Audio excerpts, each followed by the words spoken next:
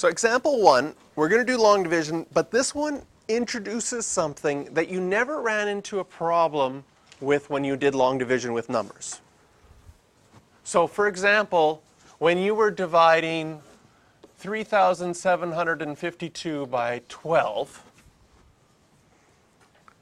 nobody ever said, oh, I'm sorry, I forgot to tell you that this is really my tens. I write my numbers different than most people. This is my thousands.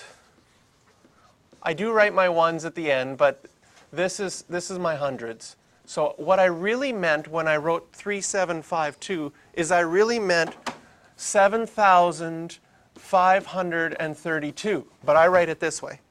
No, nobody does that with numbers. But with polynomials, it can happen. Because the order doesn't matter, it still means the same thing when you're adding. But when we do long division, we like to have things ordered from largest to smallest. So here, when we have 2x cubed plus 5 minus 2x plus 3x squared, when we're going to set this up for long division, we're going to write it in descending order, starting with our highest degree, which is 2x cubed. Then we're going to write 3x squared minus 2x plus 5. And we're dividing by x minus 1, so that can go out in front.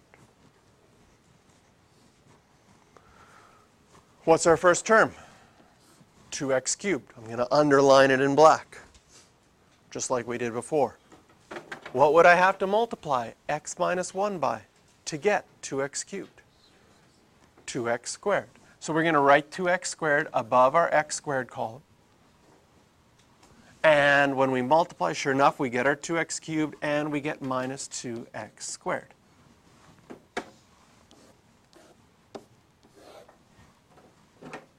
Subtract, 2x cubes go away. 3x squared minus a negative 2x squared gives us 5x squared. We still have minus 2x plus 5 when we subtract. And now we have a new first term. Our next number is going to be, to get that 5x squared, what would we have to multiply x minus 1 by?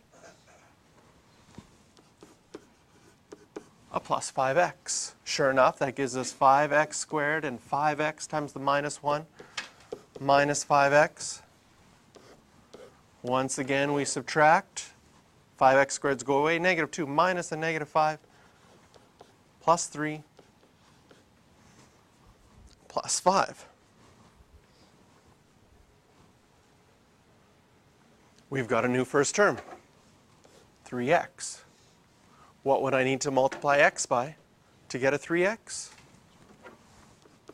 Plus 3, which would give us 3x minus 3. And if you're going to make a mental math error, it's going to be in this last step because you're so close to finishing, you're going to get so excited. Some of you are going to write 2 down here. Still have to remember, you're doing 5 minus a negative 3. This will give you 8. But for whatever reason, right at the end, you get excited about being finished the question. That's when your mind takes a little bit of a break and you make that mental math error. So our remainder is 8. So what I'd like you to do right now to practice some of these is try 3, A, C, and D. B adds the next little thing that we have to think about, and 5.